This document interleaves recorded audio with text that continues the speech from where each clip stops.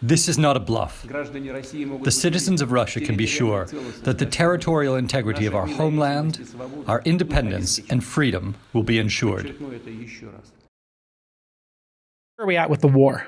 And what is your expectation of it wrapping up or it escalating? Alex Karp was on CNBC. He was really sharp and concise about this, which is that, in the West, when leaders fail in their objectives, they just get elected out and somebody else takes their place.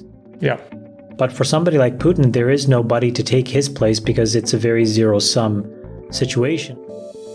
The reality that nuclear weapons are on the table 3 and 2 months ago, of course, that was derided. The general belief I had just comes from building a software business and seeing software in action in war, where software plus heroism can really slay the giant. And I know the Russians just underestimated the power of kinetic plus software plus heroism. And then I believe it's a zero-sum game in Russia, and there is no ability for Putin to lose. He can't just fail at war and then retire, which is what we're used to in democracy. Politicians fail and then we have another politician. And so the reason why I was sounding the alarm at Davos, and then again when we talked, to much derision, was simply this combination of American software, the way we build software, plus a kind of heroism that is very unusual, would outperform the giant of spend. And that leads to just this jarring reaction. And we don't want to believe in the West that people would be zero-sum. We should never underestimate our adversaries. These are some of the most interesting, formidable, and creative, intelligent, wise cultures in the world. And they are very much, again, looking at what their expectation was and what was reality. The expectation was probably this lasts a month, maximal, and reality. And then they're, I'm sure, looking at, we're spending gazillions, they're spending a lot less. What is special about what they're doing that's allowing them to massively outperform? And again, in a much less relevant context, why is tech dominated by America? It's like, well, there are all these reasons you have to understand. And with 100% certainty, every country in the world that is big is saying, holy shit, we thought we could just win because we're big. If the people are willing to fight to die, and if they have very specialized, not very costly software and other products and kinetic weapons, tanks, but not really the big ones, they can outperform us and grind us into the dust. And that changes the way the world actually works today. I think it's been made pretty clear that both India and China will not stand beside Russia if they do something like this. And I think that is important because they still are the two biggest purchasers of Russian oil. And so I think that matters a lot because you're talking about a lot of revenue that would go away. The thing I have the most trouble with is if you look at the media portrayal of this. So I said last week when we had this successful counteroffensive that maybe we'll get what we want, which is Russian morale collapses and they just tuck their tail between their legs and go back to Moscow. Or maybe, the Russians really do see this war as existential for them. Putin sees it as existential for himself and he escalates. Well, what happened this week? We went up a rung on the escalatory ladder. Basically, Putin drew down 300,000 more troops, and he's basically indicated his willingness to use tactical nukes, and he's basically said, I'm not bluffing. So now, what is the reaction in the American press? He must be bluffing.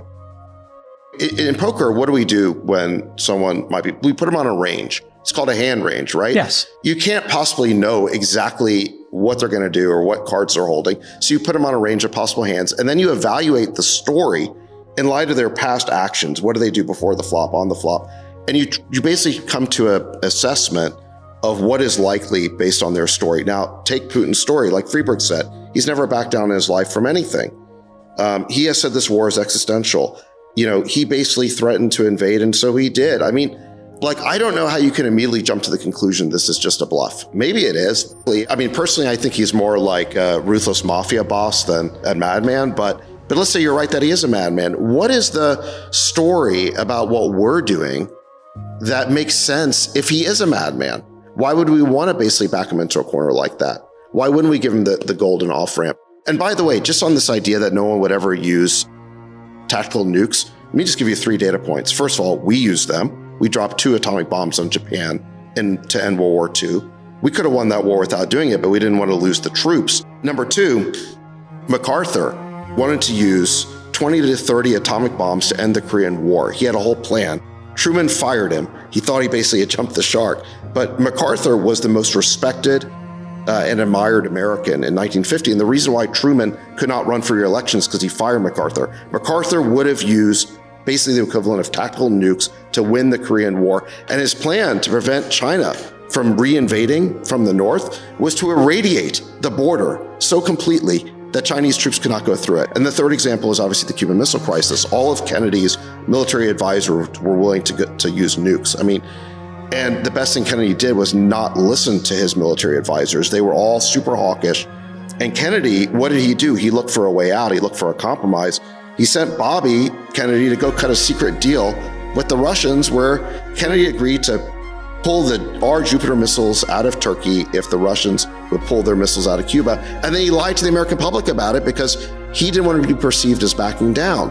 But that's the kind of flexibility and mental acuity that I think you would need in a nuclear showdown to avoid a catastrophe. If things do escalate to the point of a nuclear showdown, do we believe that we have leadership on the level of a Jack Kennedy or a Bobby Kennedy who can basically show the flexibility and adaptability to cut a deal to basically pull us back from the brink? Yeah, it doesn't seem like that. What was Biden's response? It was he gave this speech to the United Nations in response to Putin. And it's more of the same. It's more of this, as I call it, the Abe Simpson speech. This old man, yelling at the cloud. He's basically just yelling at a teleprompter. Now, I think the strategically smart play would have been to say, listen, Putin, you said that you want the people of Ukraine to decide where these territories go. Okay, we can hold a referendum, but we want it administered by the United Nations so it'll have some credibility behind it. Why not throw that out there as a potential way to get diplomacy started?